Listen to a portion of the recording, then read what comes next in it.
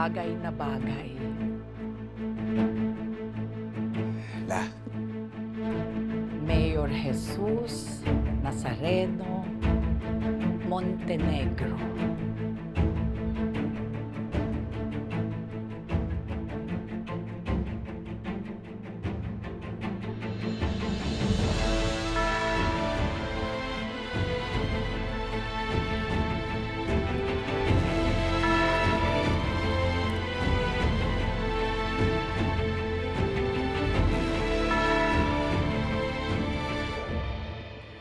La, maraming salamat po.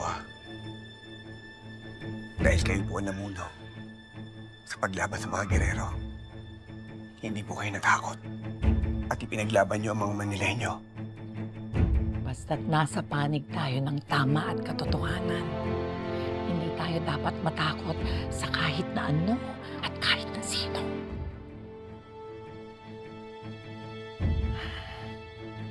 Masayang-masaya ako. At inagmamalaki kita po. Ito ang unang araw mo bilang mayor. Pero La, natatakot po ako. Kinakailangan ko po ng gabay ninyo. Hindi kita papabayaan na po. Pero isa lang hiling ko sa'yo. Huwag na huwag mong bibubuin ang mga taong naniwala at sumuporta sa'yo. Baguhin mo ang sistema ng pamamahala dito sa Maynila. Sugpuin mo ang korupsyon sa abot ng iyong makakaya. Tulungan mo ang iyong mga nasasakupan, lalong-lalo na yung walang antas sa buhay. Yung mga mahihirap, kailangan nila ng pag-asa at oportunidad. Tulungan mo silang maiahon ang kanilang buhay. Pangako mo. Pinapangako ko po sa inyo lahat. Hindi ko po kayo bibiguin. Aayusin ko po ang buong Maynila. Pangako ko po. Hangat ko ang iyong tagumpay.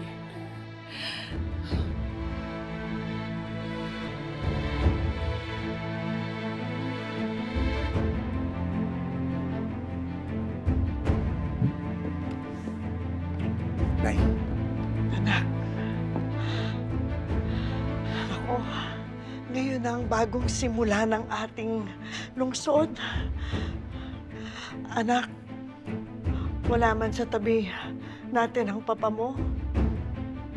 Sigurado akong ipinagmamalaki ka niya. At sana alam mo, ganun din ako. Sobrang proud kami sa'yo.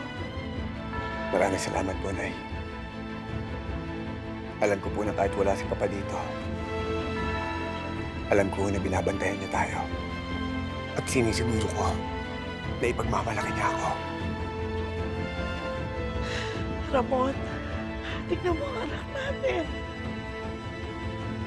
Pinapangako ko. Hindi ko siya pababayaan. Papa, kagaya po ng sinabi ko sa inyo dati, maipagmamalaki niyo ako. Dahil sisiguraduhin ko po na maglilingkod ako sa bayan. At gagawin ko ang lahat ng tama para maayos ang buong Maynila. At makakaasa ka naman, anak, na lahat kami, lahat, nasa likod mo lang sa lahat ng gagawin mo.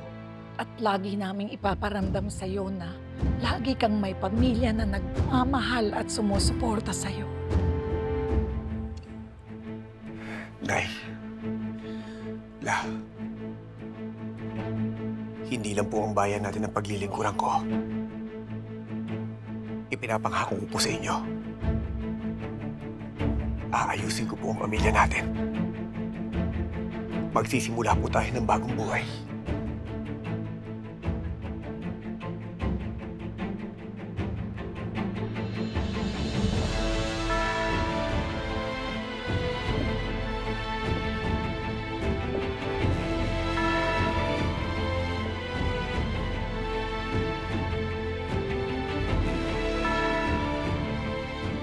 Mayor, Bonggay, handa na po ba kayo? Gusto ka na makita ng mga sumusuporta sa'yo.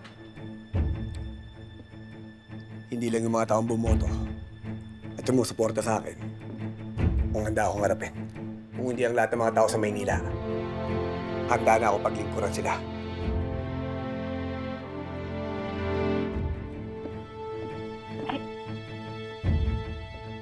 Ang sarap naman sa puso nito. Tagal ko itong hinintay.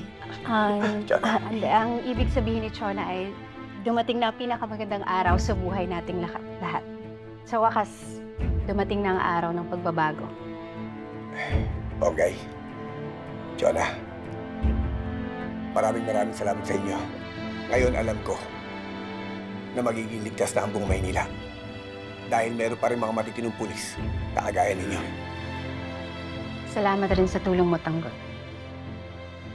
Salamat, Mayor ko.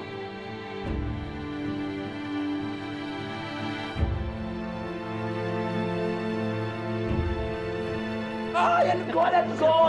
Let's go! Tanghali na! Rhoda, God, ang kisig-kisig naman. Ang wapo-wapo. At very honorable pa. Di ba, Rhoda? Bagay na bagay kay Tanggol. Naman. Ang kisig-kisig, very honorable at very handsome pa. Hindi ba, Ponggay? Diba, Ponggay? Pongka ko, diba? Oo naman. Okay. Paano maghihintay natin? Hihintay ka ng mga taga-Maynila. Kung ngayon pa lang nararamdaman ko na ang pagbabagong gagawin ni Tanggol sa Maynila. Ano pa? Halika na! Let's go! Let's go! Nag-aantay na sila. Diyos ko, mauupo ka na sa wakas.